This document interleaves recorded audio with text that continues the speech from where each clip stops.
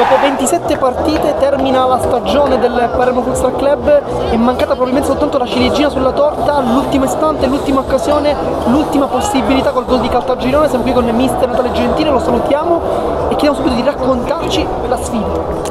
Allora, innanzitutto, prima dammi una piccola parentesi, voglio salutare mio suocero che è in ospedale e non sta tanto bene e molto probabilmente mi sta guardando, quindi gli voglio mandare un immenso bacio. Per quanto riguarda la partita, è stata una partita assurda perché loro bravi sono andati sopra 2-0, poi a un certo punto si è infortunato il nostro portiere Gianluca Perdichizzi, che era tra l'altro l'unico portiere perché il secondo era pure infortunato, quindi a fine primo tempo ovviamente non c'era niente di positivo, e invece la squadra non ha mai mollato, ci siamo ricompattati e abbiamo dato vita a un secondo tempo spettacolare in cui a un certo punto appunto siamo arrivati fino a 10 secondi alla fine che stavamo 2-2. Poi purtroppo ci sono stati degli episodi che ci hanno un attimino penalizzato, ma non voglio entrare nel merito. Sono stati bravi loro a tirare il sesto fallo e a tirare il tiro libero grazie al sesto fallo. Che dire, c'è sicuramente tantissimo rammarico per questa sconfitta all'ultimo secondo, però onestamente non si può dire niente, si può fare solo i complimenti a entrambe le squadre. Una partita è stata molto combattuta, però una netta differenza tra primo e secondo tempo. Qual è stata secondo lei la differenza tra queste due partite? Possiamo chiamarle un po' così?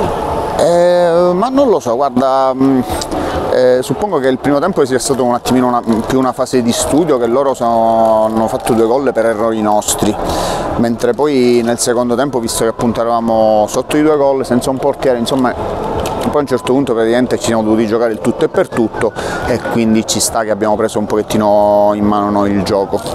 Nonostante l'assenza tra i pali poi di Gianluca Perdichizzi, è subentrato Alessio Reto, non un portiere ma ha fatto una prestazione incredibile. E chiedo, l'aveva già provato in allenamento? No, è inutile che uno si inventa niente, assolutamente no. Era stato lui che mi aveva detto: mister, se vuoi io me la sento di parare perché così a livello amatoriale paro. Poi quando c'è stato che Gianluca si è fatto male io volevo mettere il portiere di movimento, invece i miei ragazzi mi hanno detto no, mettiamo Leto. Ho detto va bene, se volete Leto non ci sono problemi, giocherà Leto in porta, e avevano ragione.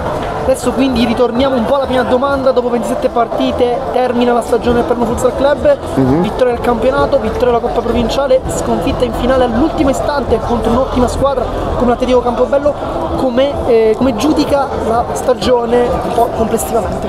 Allora, noi abbiamo fatto 28 partite per la precisione, sono state tutta una serie di vittorie. Io non posso che essere contento di come è andato, perché il nostro obiettivo era la promozione e ci siamo riusciti.